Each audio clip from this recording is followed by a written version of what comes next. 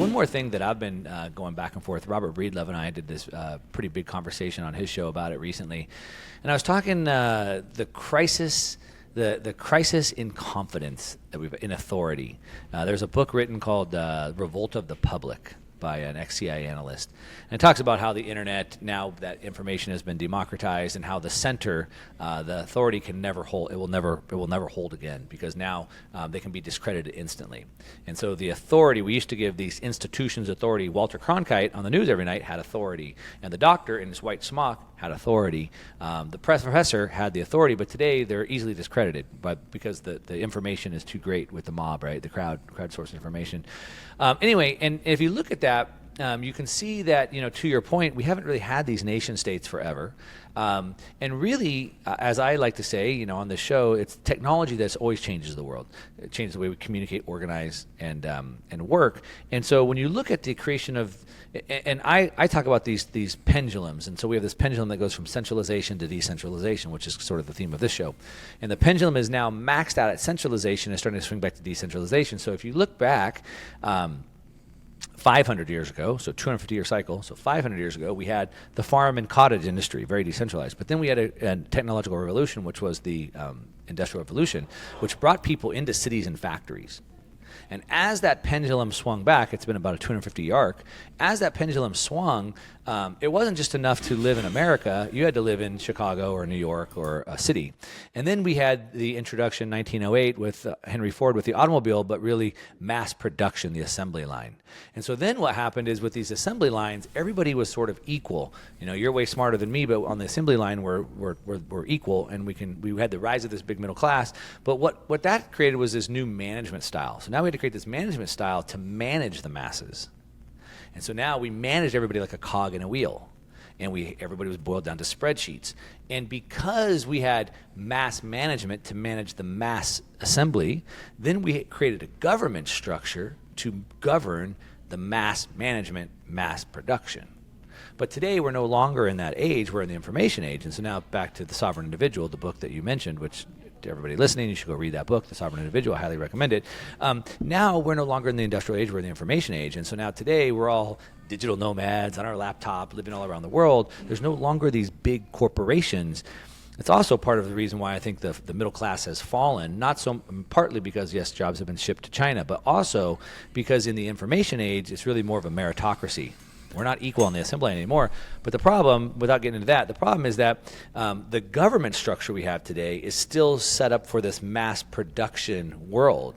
And now we're not in that world anymore. So basically, the thesis is that the current form of government we have today is just no longer compatible. Yeah, when I'm just chatting with people, and I'm not trying to lay the whole history of Bitcoin onto them and everything, what I'll often say is basically we just left the keys and the whole aircraft carrier running from World War II. We never shut any of the infrastructure off. Everything that brought America to victory in World War II, we just kept it running, and we added to it. We didn't change anything, which is why, personally, as a Bitcoiner, right, I was a major supporter of Donald Trump in 2015 and 2016, understanding always that he's a bully, understanding why, not trying to make anyone who doesn't want to be a fan of Donald Trump a fan. I get it, why someone wouldn't like him. I totally have always gotten he is a bully. Like, I totally get it, right?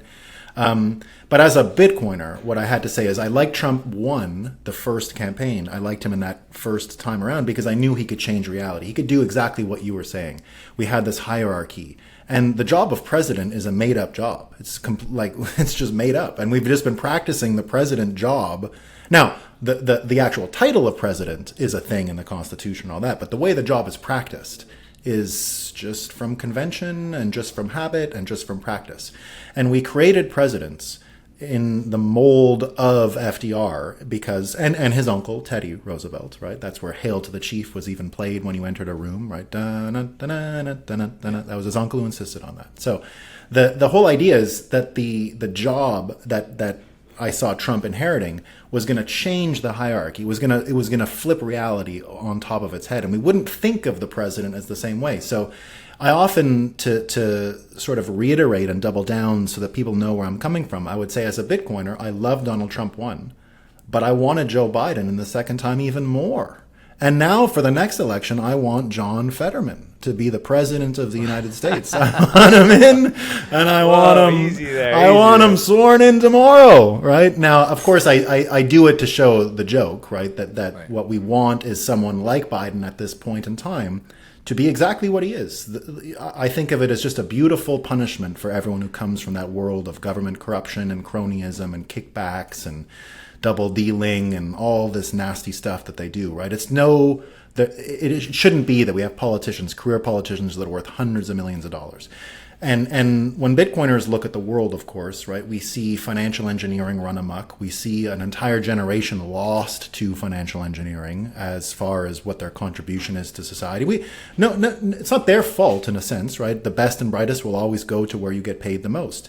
Right. What we're trying to say in Bitcoin with a altering of time preference and some of these things is the best and brightest should be making chairs again and all of this stuff. And as an accelerationist, you can't help but love what Joe Biden is doing, and you can't help but love the whistleblowers and the clear trail of crime here. Now, I'm trained as a lawyer, and when I look at 20-something shell companies, well, what's the product? What are the Bidens selling, right? Yeah. There's no product. There's never been a product. Well, we're not left to conjecture. I mean, we have the smoking guns. We have it. The WhatsApp messages, the text messages. We have the wire transfers. We have the bank accounts. I mean, it's just never been more clear cut. And I think that's sort of perfect. In many ways, America won World War II, but Americans didn't win shit, right? They didn't win nothing.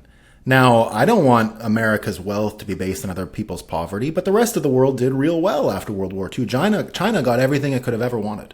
Anything that China wanted, global access to markets. I mean, wasn't that what Japan was fighting for in World War II? Right. China the same. They all got whatever they wanted. Everyone got what they wanted. Now, I'm okay with that. I think that's great what America did after World War II, that it paid for the reconstruction of the world and indeed gave China access to global markets. I think all of that was why America isn't exactly Rome, right? When everyone, America's Rome, right? It's not exactly. America is in a special place. It is an amazing place. It's been hijacked, but it is an amazing place that did amazing things, and that it let the world up off the mat at the end of World War II is an amazing thing. And in the same way, I think America is as far ahead today as it was in the 1950s. Weirdly, despite all of our problems, we have energy sort of solved, like we didn't shut our nuclear reactors off and celebrate it, right?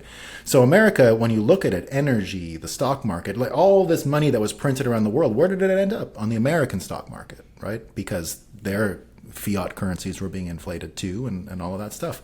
But sitting there and watching Biden as the steward of the gondola, as I like to call him, right? He's the steward of the gondola, and watching his disease-addled brain try to come up with these excuses about why his kid and him don't do business together is kind of a perfect storm for Bitcoin, and it's why I predict that 2024 is going to be all about Bitcoin politically. I can't help it already is, but I mean, it will be on the tip of everyone's tongue. Yeah. In fact, I'm actually starting to plan a show on Jekyll Island in anticipation of the 2024 U.S. election.